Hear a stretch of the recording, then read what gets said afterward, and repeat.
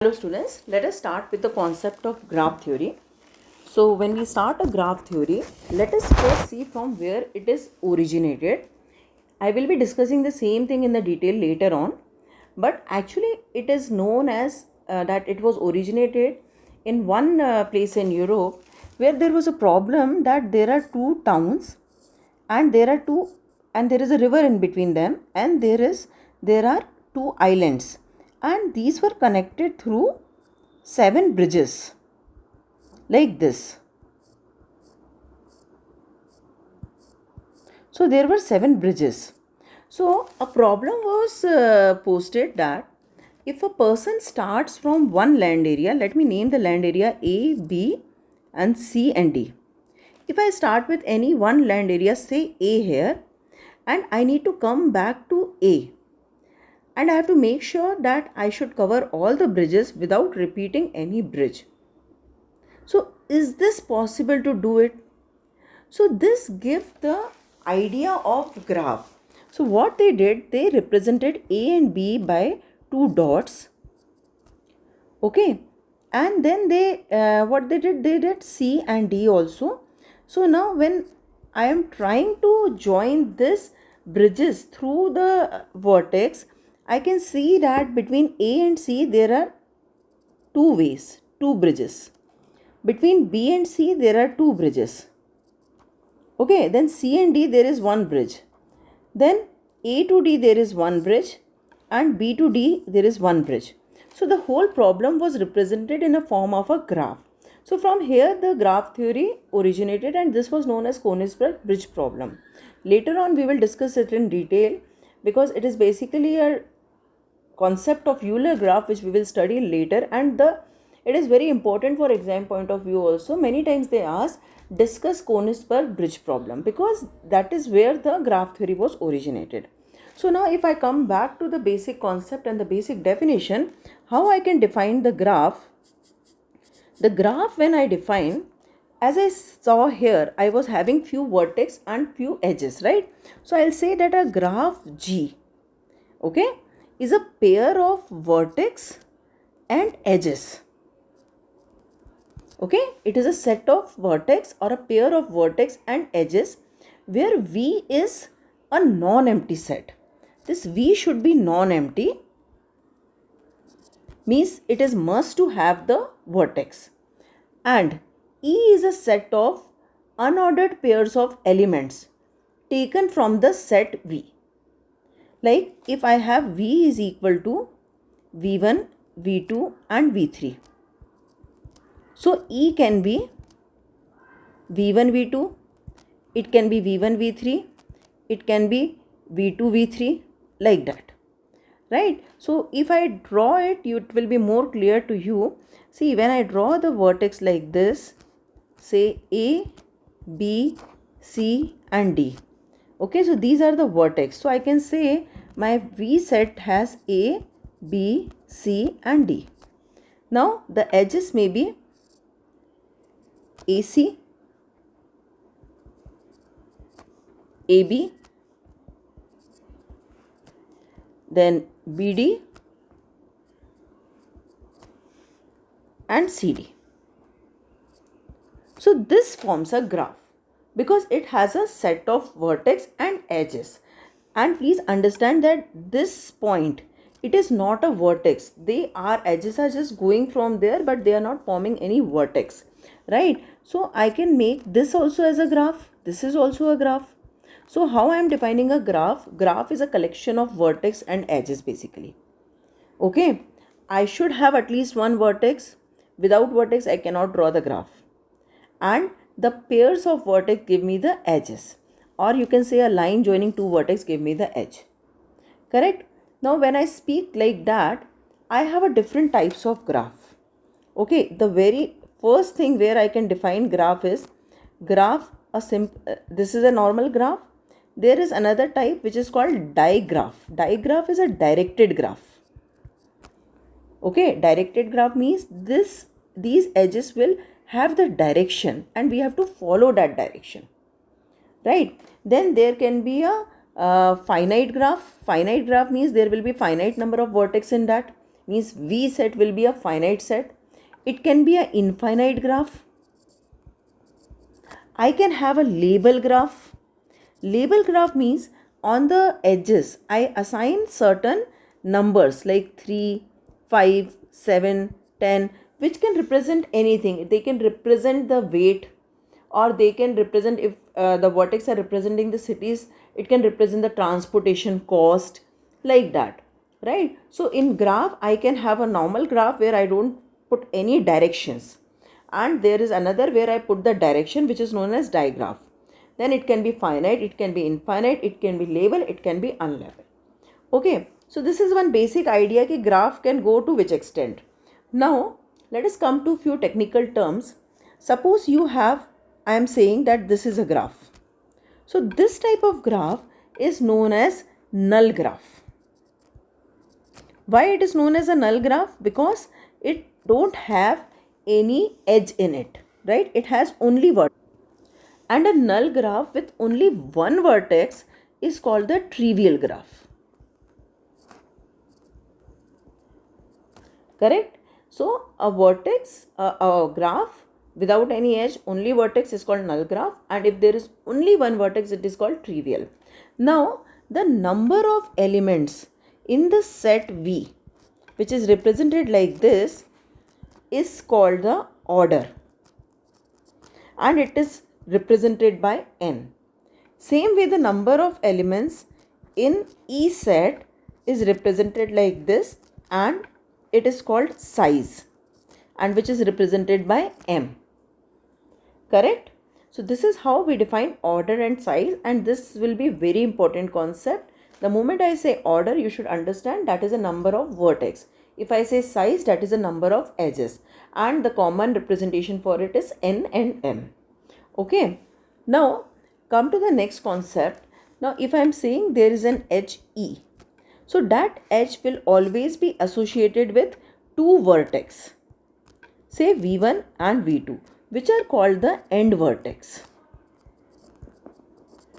right? So every edge is associated with two vertex. That is the reason in the beginning I said कि we have vertex and we have unordered pair of vertex, because every pair of vertex will give me one edge. Okay, now if you have a graph, now let me randomly make one graph like this.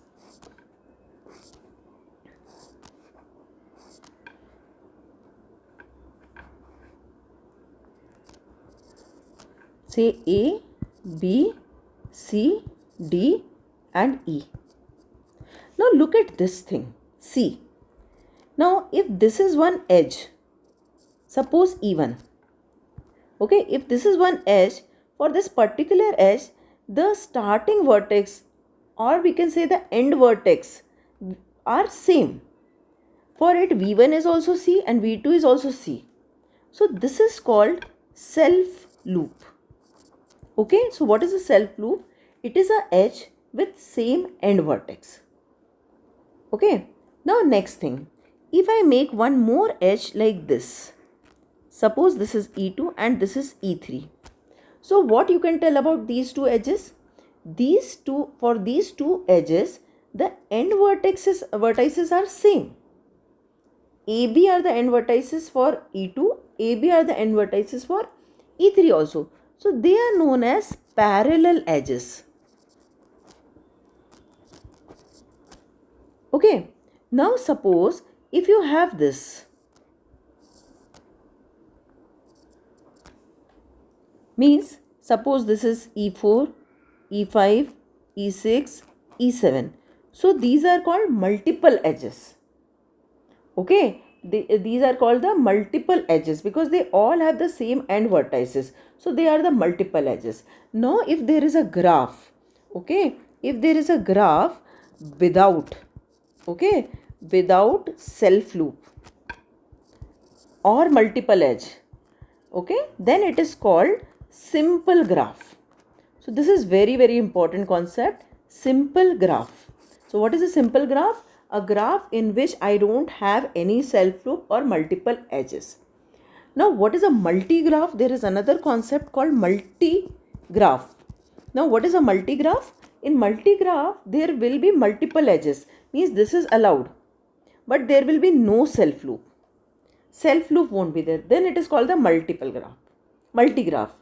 What is a journal graph? In journal graph, I may have multiple edge, or I can have a loop, or I can have both. Right? So this is what we have to understand the concept. Now apart from this, whenever I talk about the edges, suppose there is a graph like this, A, B, C. Okay, and suppose this is E1, E2, E3. So I can say that E3 is incident on B. E2 is incident on B.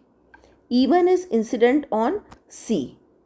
Okay, and in my next video I'll explain you the concept of degree. How many edges are incident on one particular vertex is called the degree of that vertex. Since it is a normal graph I am taking, so we don't think whether the edge is coming out or going out. In a directed graph we have in degree and out degree. How many edges are coming in and how many edges are going out. So now when I draw any graph like this, now here if you see E1 and E2. So E1 and E2 are the adjacent edges. Why they are adjacent edges? Because they share one common vertex. Or I'll make a new graph which has more this thing. Suppose this. A, B, C, D. E1, E2, E3, E4, E5. So now E1 and E5 are adjacent. Why? Because they have the same vertex. Okay. But E1 and E3 are not adjacent. E4, E5 and E1 are adjacent. But E4 and E2 are not adjacent. Same way I can talk about the vertex also. A and D are the adjacent vertex because E1 is a common edge attached to them. Right? But I can't say that B and D are adjacent vertex because I don't have any edge between them. But A and C are adjacent vertex. Right? So these are the small concept. Okay? These are the small concept and definition. But when you write or pen down in exam the definition, you have to be very particular. Right? So see how you will write down the definitions, that you should be very clear. What is the definition of graph? A graph is a pair of vertices and edges denoted by GVE, where V is called the vertices or points or nodes and E is called edges or lines or arcs. And what is a null graph? A graph containing no edge is called the null graph. Trivial graph is a null graph with only one vertex. What is the order? The number of vertices in a graph is called the order, which is represented by n. Same way, the size is the number of edges, which is represented by m. Then what is a loop? I told you what is a loop. If in a graph, one edge with the same end vertices, it is called a loop. Same way, two or more edges with the same end vertices, they are called the multiple edges. Okay, a simple graph does not have any loops or multiple edges. And multigraph don't have the self loop, but it has the multiple edges.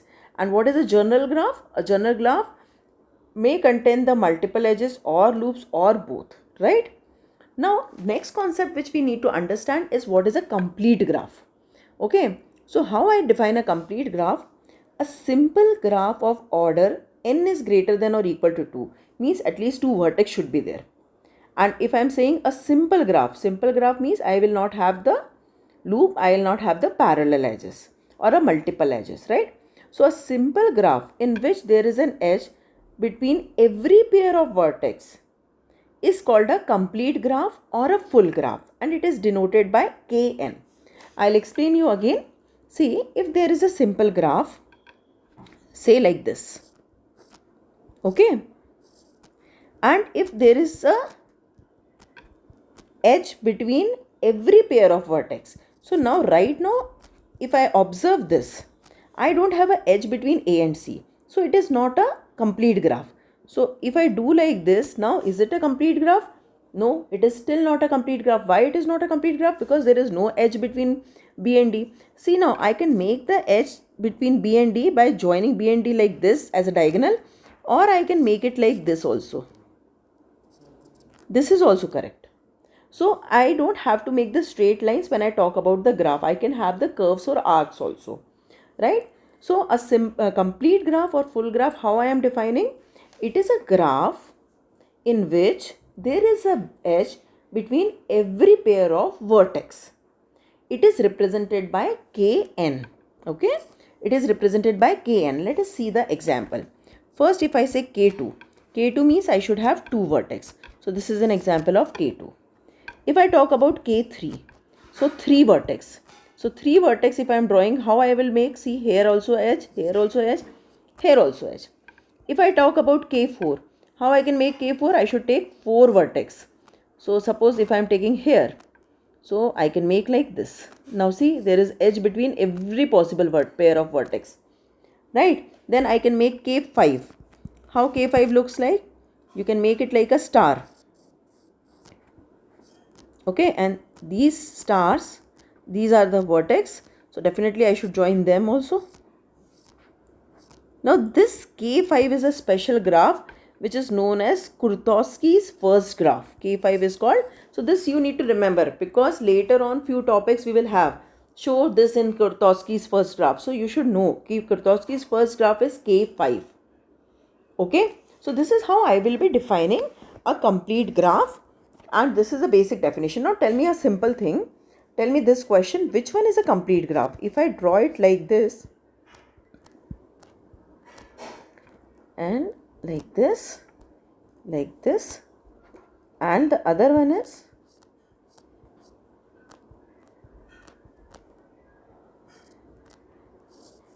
now tell me which one is a complete graph. Suppose this is graph 1, G1 and G2. So if I observe carefully, see in this particular G1, I don't have any edge between these two vertex. So it is not a complete graph. Now in G2, can you figure out any pair of vertex where there is no edge? No. Every two pair of vertex I have a edge. So this is a complete graph. Correct? Easy? So this is a basic definition of complete graph. If you understand the definitions, then for you doing the questions will be very easy. Okay? Now look at this thing. They are saying if G is a simple graph, prove that two. Okay, we have to prove this result. Now, if I have a simple graph, it is very clear I will not have any loop. I will not have any parallel edge. Correct? So, in that case, I can say that number of vertex will be always greater than number of edges. Okay, number of vertex will be greater than or equal to number of edges. Now, clearly, I know that to make one edge, how many vertex you need. So if there are two vertex, then how many edge you can make? You can make only one edge. Correct? So same way if I have suppose 3. So how many edges you can make? You can make 3 edges. So if you have n vertex, how many edges you can make? You can make NC2 edges because 2 vertex give me one edge. And I am saying the number of edges is always less than or equal to number of vertex. Now, what is the value of this NC2? If I open this by NCR formula, n factorial upon 2 factorial and n minus 2 factorial is less than or equal to n. Correct? Now, let me solve this. N factorial is what? N minus 1 and then n minus 2 factorial. So, n minus 2 and n minus 2 will get cancelled. Less than or equal to 2n. So this will become n square minus n is less than or equal to 2n. Correct? Oh, see, I have eliminated m only, so how I'll get it? Okay. So just have a look here. See what mistake I did. See, what I am talking about is when I am making a edge in a graph, it requires 2 vertex. So if you have n vertex, so how many edges you can make? The number of edges will be always less than NC2. So number of edges, okay, number of edges, that is m, is always less than or equal to NC2. Right? So m is less than or equal to n factorial upon 2 factorial and n minus 2 factorial. Okay, so m is always less than or equal to n minus 1 upon 2. So 2m is always less than or equal to n square minus n. Now what is m? M is basically the size. So I can write it like E, right? It is always less than n is what? It is an order. So it is V, right? Minus V, correct? And this is how I get the result. So this is what is the theorem. Actually, this is a theorem which can be asked as a question also. So very simple concept. Each edge correspond to two vertex, right? And if n vertex are there, how many pairs I can make? NC2. And since it is a simple graph, number of edges will be less than or equal to NC2. Now, if I modify the question, in place of simple graph, if I write complete graph, means there is always a edge between every pair. So this inequality will get converted into is equal to, right? In that case, my result will be 2E is equal to V square minus V, correct? Or you can say, okay, so see, next question is that only. Show that a complete graph with n vertices Kn has this many edges. So very simple. In a complete graph, we know that there is an edge between every two pair of vertex. So number of edges is equal to NC2. And what is NC2? We just proved that NC2 is equal to n minus 1 upon 2. So both the statements are actually very close. Only one is for simple graph and one is for complete graph. But this is an important theorem, right? So this way only you should say, you should define what is a complete graph, and then based on that you should say for every edge I need two vertex. So this has to be done. Okay. Now let's see what is the next thing. So next thing is bipartite graph. Now let me explain you what exactly is a bipartite graph, then we will read the definition. See, when I talk about a bipartite graph, what exactly I am doing? There is a graph G with vertex set and edge set. What I am doing, I am splitting this vertex set in two sets, V1 and V2, such that V1 union V2 is equal to V, and V1 intersection V2 is a null set. Correct? So I am creating two disjoint sets from V, and I am creating it in such a way that there should be no edge within a set. For example, if I take, say, two A and B are two vertex, okay, and P, Q, R are three vertex.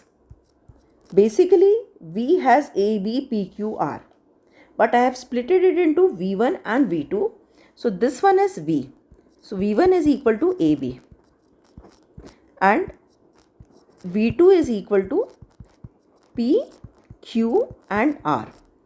So what I am doing, I am making the edges now, but the edges should exist from V1 to V2.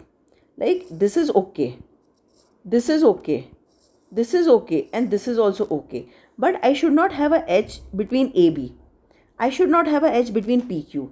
I should not have an edge between QR.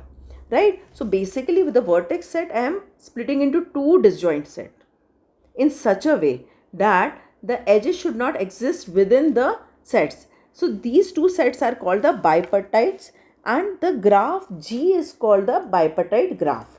Correct? So now this system, this bipartite graph is represented by KMN or KRS. Okay, or Mn I am not writing because M and N we have used for order and size. Correct? So basically we represent it by K, R, comma S. And if R is less than S, okay, if R is less than S, then I can say that R plus S give me the total order of the whole graph, and R into S gives me the total size. Means R plus S is the number of vertex in G, and RS give me the number of edges in G. So you can have a lot of numericals on this. Let us see few examples for this, then we will go back and read the definition also. If I want to write K1, 3, means there is one vertex in one set and there are three vertex in other set, and I should not have, say, P, Q, R. So I can have an edge from here to here, here to here, here to here. So this is an example of K13. Same way I can do K15 also. K15 means there will be 1 and 5 points around. and then I will be joining them. But those 5 points will not have any edge among themselves. Correct? How I can make K23? This is an example of K23. Correct? Now, if suppose there is an example, this type of graph is complete bipartite. When it is called the complete bipartite, when there is a edge between each and every vertex from V1 to V2. For example, if suppose you have AB here and PQR here. So from A I should have edge to all the three vertex, and from B I should have edge to all the three vertex. Then it is called the complete bipartite graph. Now if you have A, B, C, like A, B, C, and here also P, Q, R. So this is basically K33. Okay. So now from A, draw the edge to every vertex. From B, draw the edge to every vertex. And from C, draw the edge to every vertex. So this is a complete bipartite graph K33, which is known as Kuratowski's second graph. First graph we have already discussed, Kn, right? K5 and K33 is second. This you must remember. Okay, now tell me, if I draw these two graphs, which are the bipartite graph? This is P, Q and R and S. And another one I am drawing A, B, C and D, and I am joining this. Now which one is bipartite? Now bipartite, how you will search?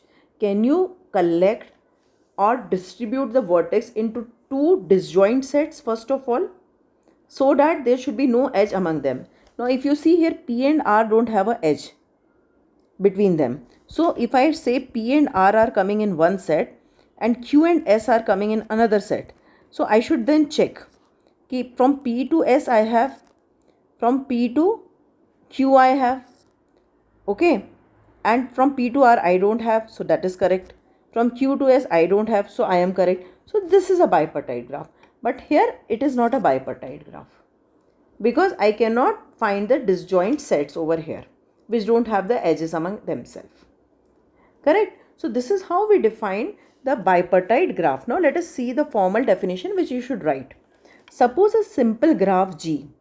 Simple graph means it will not have loop, it will not have multiple edges, is such that its vertex set V is the union of two its mutually disjoint non-empty subsets V1 and V2, which are such that each edge in G joins a vertex in V1 and a vertex in V2.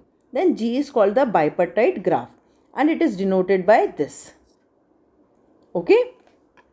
V1 and V2 are called as bipartites or the partition of the vertex set. And what is a complete bipartite graph?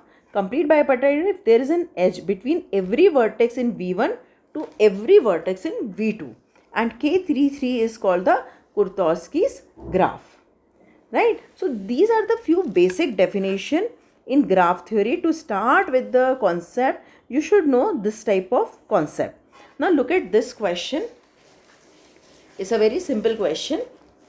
How many vertices and how many edges are there in a complete bipartite graph K47? So I told you number of vertices R plus S.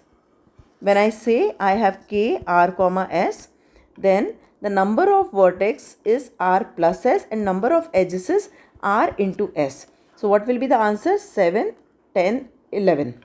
So 11 vertex I have and number of edges will be 28. Right? So this is how you have to do the. Now look at the other one, K7, 11. So K7, 11 when I am saying, so how many vertex are there? 18 vertex. And how many edges are there? 77 edges. So very simple question. Now look at, and it's a very important question. Look at this question now. If a graph KR12 has 72 edges, so what I'll say, 12R is equal to 72. So what is the value of R? R will be equal to 72 upon 12. Right? So R value is equal to 6. right? So what you were supposed to find out, what is r? So r is 6.